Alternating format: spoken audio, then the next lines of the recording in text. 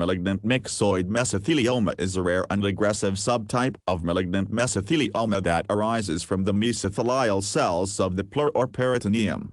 Standard treatment options for mesothelioma including surgery, chemotherapy, and radiation have limitations, and the prognosis remains poor with a 5-year survival rate of less than 5% for late-stage disease. Immunotherapy has emerged as a promising alternative treatment approach, and ongoing research is investigating its effectiveness for myxoid mesothelioma.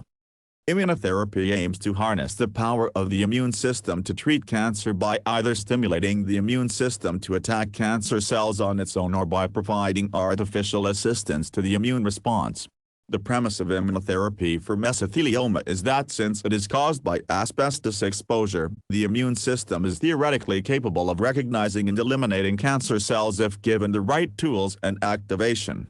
Several immunotherapy strategies have shown variable success for epithelioid and biphasic subtypes of mesothelioma, but data is limited for myxoid mesothelioma given its rarity.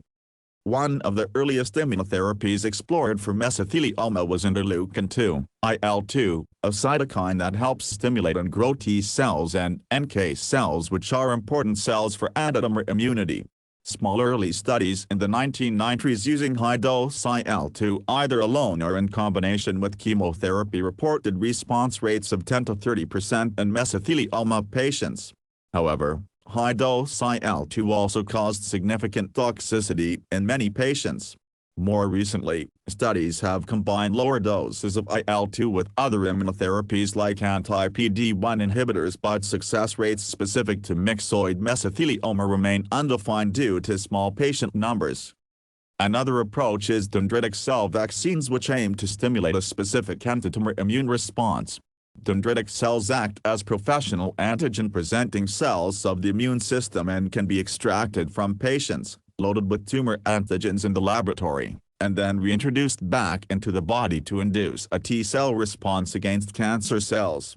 Several phase 1 and 2 clinical trials of dendritic cell vaccines in mesothelioma reported response rates ranging from 15 to 30%, including stabilization of disease. However, a recent phase 3 trial did not meet its primary endpoint. Again, results specific to myxoid mesothelioma are missing from these studies.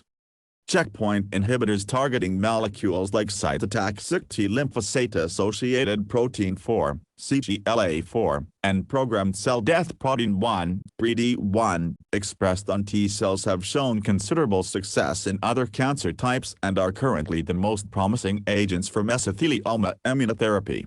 By blocking these immune checkpoints, drugs like ipilimumab, anti-CTLA-4, and avelumab and pembrolizumab, anti-PD-1, help enhance existing antitumor immune responses.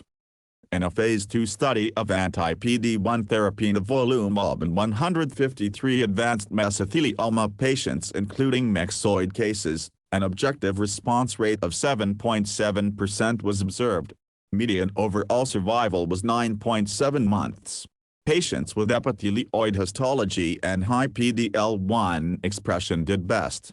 The phase 3 CheckMate 743 trial of nivolumab plus ipilimumab versus standard chemotherapy in advanced treatment-naive mesothelioma included 7% of patients with myxoid histology. This study showed a statistically significant improvement in overall survival with nivolumab, ipilimumab compared to chemotherapy, with median survival of 18.1 months versus 14 months respectively across all histologies. However, outcomes based specifically on myxoid cases were not reported. Based on these limited data, the objective response rate to PD-1/PD-L1 checkpoint inhibitors seems to be in the range of 5 to 10% for mesothelioma as a whole. Responses may be slightly higher in patients with epithelioid versus sarcomatoid or myxoid subtypes and in those with high PD-L1 expression. Durable responses beyond a year have been observed. Combining anti-CTLA-4 therapy with anti-PD-1/PD-L1 approaches may further improve outcomes. The rarity of myxoid mesothelioma prevents more definitive conclusions, but early evidence indicates that while some patients do benefit, Responses specific to myxoid cases may be on the lower end of estimates, closer to 5% rather than 10%. Toxicity from checkpoint inhibitors is generally milder than with chemotherapy or high-dose cytokine therapy. Common immune-related adverse events include rash, colitis, fatigue, and pneumonitis, which are usually reversible with corticosteroid treatment. Toxicity does not appear higher in myxoid versus other mesothelioma subtypes based on limited data. Various other immunotherapeutic strategies are under investigation, including vaccines targeting multiple tumor-associated antigens, bispecific antibodies combining immune activation with blockade of inhibitory pathways, chimeric antigen receptor (CAR) T-cell therapies, and combinations of immunotherapy with chemotherapy or other targeted agents. Several early-phase clinical trials of novel immunotherapies in mesothelioma are actively accruing patients.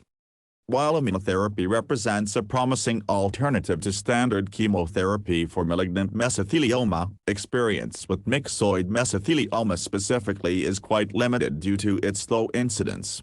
Current evidence suggests the objective response rate to single-agent PD-1/PD-L1 checkpoint inhibitors in advanced myxoid mesothelioma may be approximately 5%, with possibly slightly higher rates seen with combinations of checkpoint inhibitors or other immunotherapies still under investigation.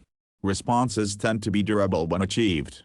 Further research with larger cohorts is still needed to definitively characterize the efficacy of immunotherapy for this rare, difficult-to-treat subtype. Combination strategies may potentially improve outcomes over single agents.